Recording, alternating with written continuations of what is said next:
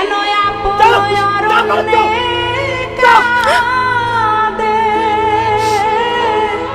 বন পোড়া হরিণী, কাঁদে বন পোড়া হরিণী।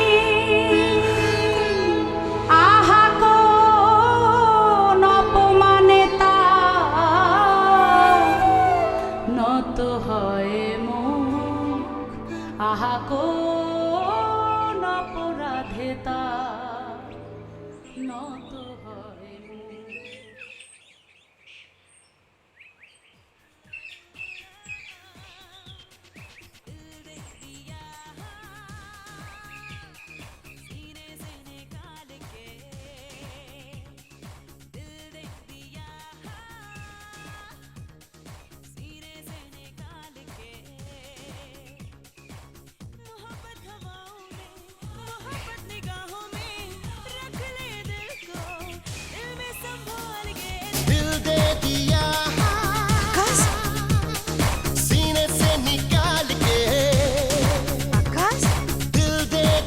আকাশ, আকাশ, আকাশ।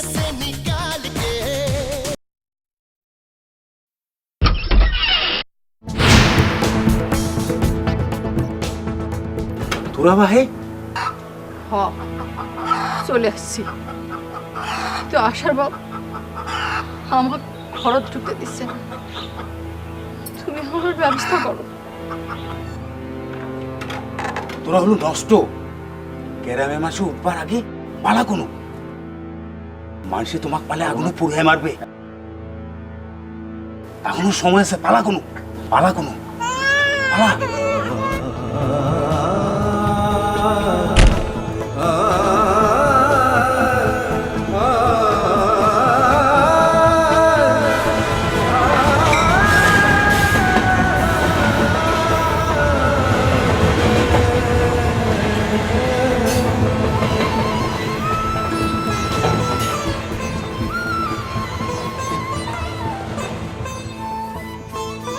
মানুষের কোতে কোতে ট্রেনে বাসে করে ঢাকা চলে আনো।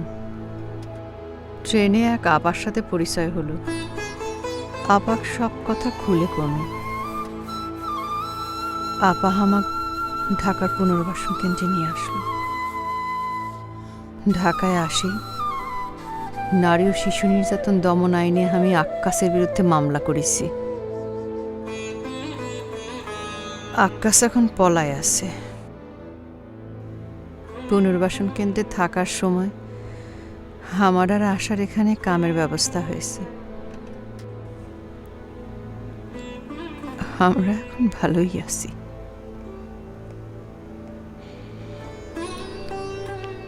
কিন্তু কিরামের কথা, চাওয়ালগুলার কথা, সংসারের কথা খুব মনে পড়ে। পরান্ডার ভিতর খালি কান্দে, খুব মনে পড়ে। বলি বিধাতা কি তার কপালে লিখে নে লিখনি, বিধাতা কি তার কপালে লিখে নে লিখনি। বলি বিধাতা কি তার কপালে লিখে নে লিখনি। কেন আপন অরণ্যে কাঁদে,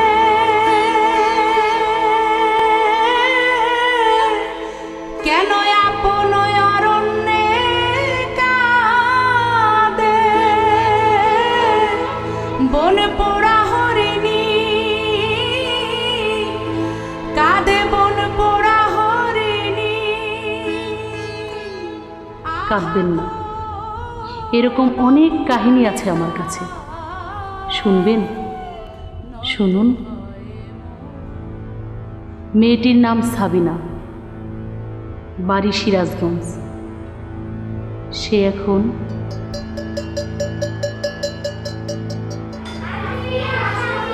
আচ্ছা,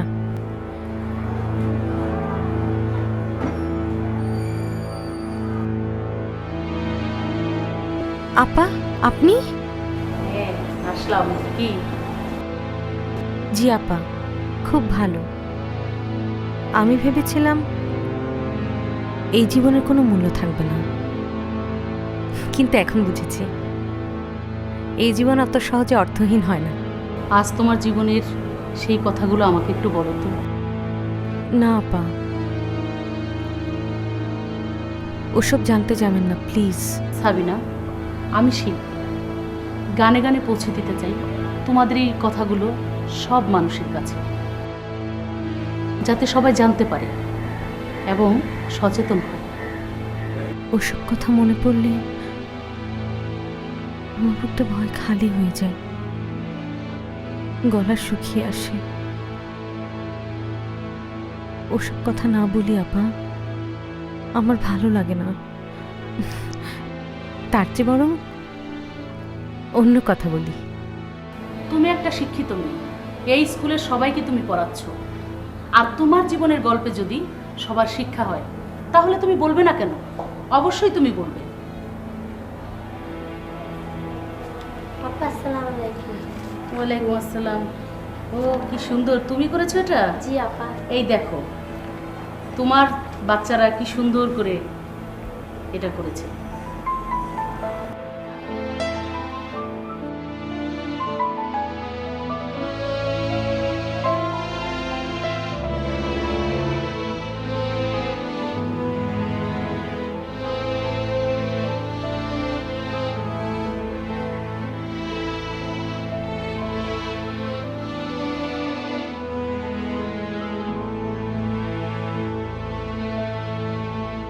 আমি বলবো আপা,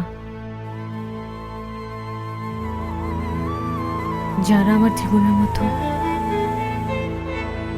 ভুল পথে পা দিতে যাচ্ছে তাদের সাবধান করার জন্য হলেও আমার বলা উচিত।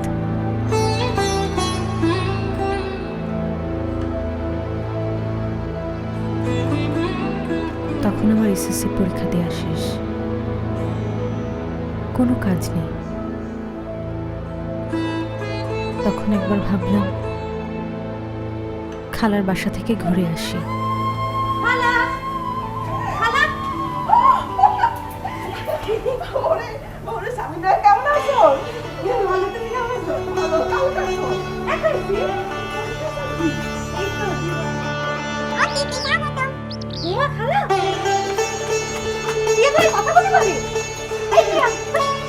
এই যে আপনার টিয়া খায়ালে তারপর টিয়ার সাথে কথা কইস। আচ্ছা এই টিয়া বল না। অতিথি স্বাগতম, অতিথি স্বাগতম। এই, বল না আমার রেজাল্ট কেমন হবি? বল না পাস করব। হ্যাঁ বল। P P.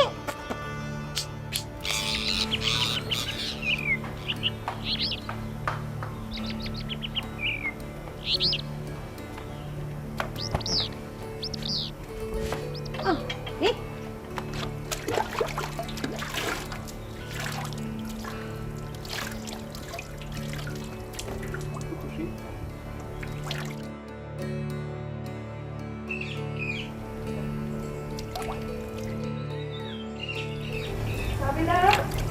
সাবিনা, একটা নাম্বার থেকে বারবার মিস কল আসতেছে, একটু ফোন করে দেখ তো কে। তুই করো। তুই মানুষের ভালো কথা শুনাইতে পারিস, তুই ফোন করে দেখ। উল্টাপাল্টা কেউ হলে এমন গালি দিবি যাতে সারা জীবনে আর মিস কল দিতে না পারে।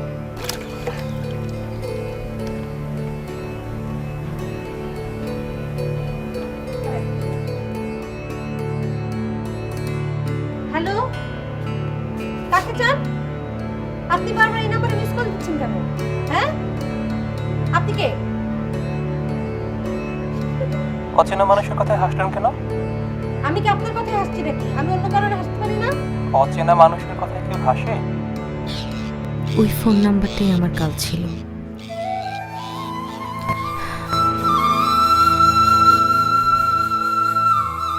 ওই অপরিচিত ফোন নাম্বারটা ছিল তুষার নামের একটা ছেলে। তার সাথে আমার অনেক কথা হতো, সে আমাকে স্বপ্ন দেখাতে শুরু করলো।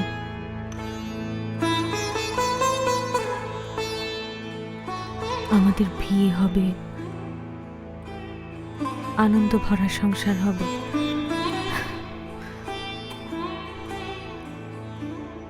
আমিও তার সাথে সাথে স্বপ্ন দেখা শুরু করলাম।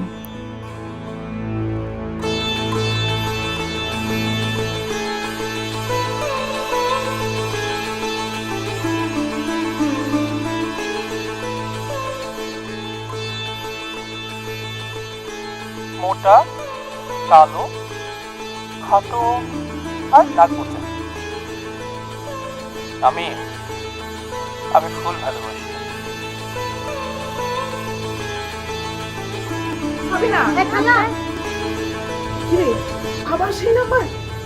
কয়ে দে, বাড়াবাড়ি করলি কিন্তু খবর আছে। আর ভিতরে চলে আয়। খালা আসছিল, ও খালা, বললো তোমার খবর আছে। আচ্ছা তোমার রেজাল্টের পরে একদিন হুট করে চলে আসবো।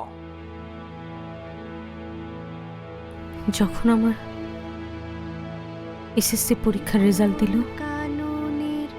আমি রেজাল্ট নিতে স্কুলে গিয়েছিলাম। কোন গগনের তারা তোমায় কোথায় দেখেছি।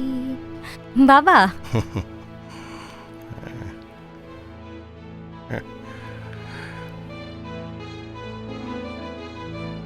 আজ আমার রেজাল্ট, দোয়া করো। আসি।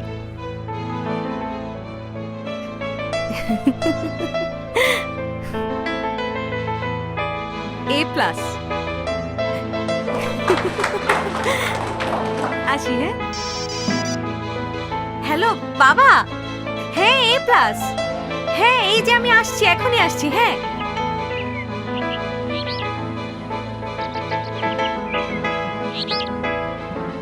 রাস্তায় হঠাৎ একটা ছেলে, কি ব্যাপার, আমার পথ আটকে দাঁড়ালো। রাস্তায় দাঁড়িয়ে কেন?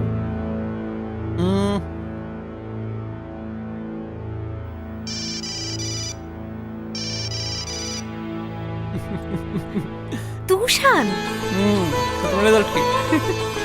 A+। Wow, very good. চলো, আচ্ছা তোমাকে নিয়ে আজকে শহরে ঘুরতে বেরোবো, তারপর দুজনে মিলে খাবো, দেন তোমাকে বাসে পৌঁছে দেবো, ঠিক আছে? কিন্তু তোমার না রেজাল্টের পরে আসার কথা ছিল? Surprise man.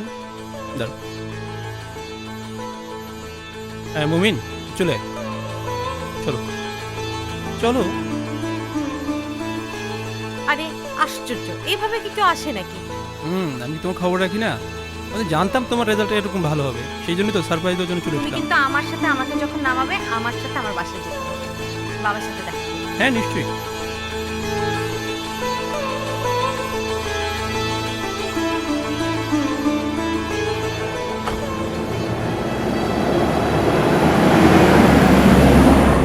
কি কেমন লাগলো সারপ্রাইজ? কালো না, মোটা না, নাক ভোচা, চাপা মাছ, কিন্তু ফুল ভালোবাসি। তুমি জানো আমি তোমার জন্য ওই ফুলের টবের মধ্যে দুটো সুন্দর সুন্দর বেলি ফুল ফুটিয়েছি। নিয়ে আসতে? কিভাবে নিয়ে আসবার, আমি জানি নাকি তুমি আজকে আসবে। এই ফোনটা দিবা, আমার ফোনে চার্জ চলে গেছে। ফোনটা নাও।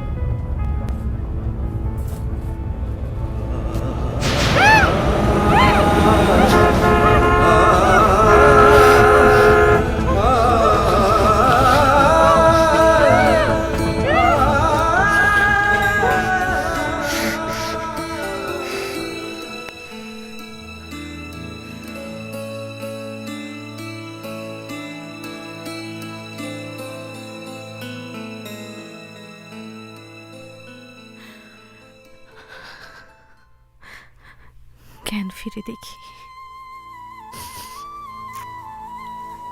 আমি ঢাকার একটা হোটেলে, সেখান থেকে ভয় দেখিয়ে আমাকে তুষার নোয়াখালী নিয়ে গেল।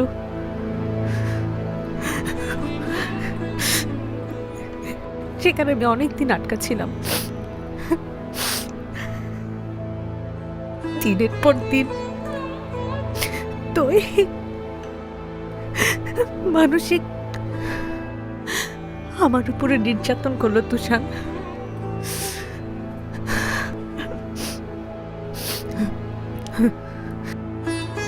আর এইদিকে তো আমার বাবা মাকে খুঁজে খুঁজে হয়রান।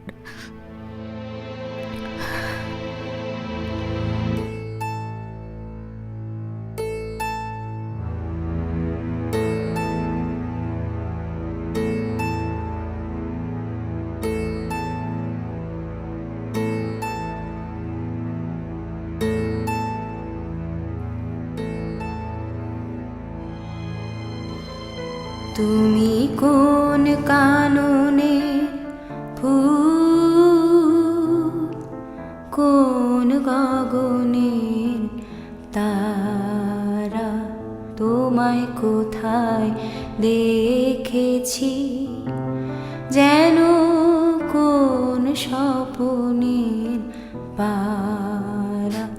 তুমি কোন কাননে ফুল, কোন গগনের তারা। বাবা তুই কো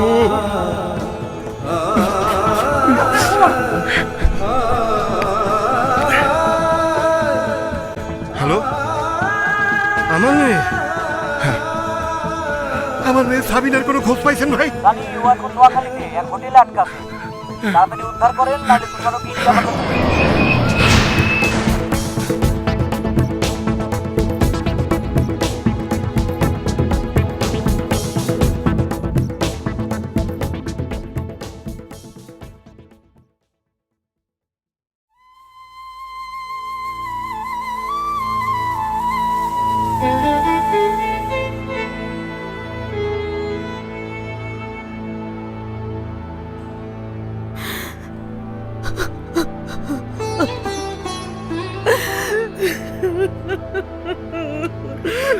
যা আমার তা হয়েছে মা, চল চল এখন বাড়ি চল।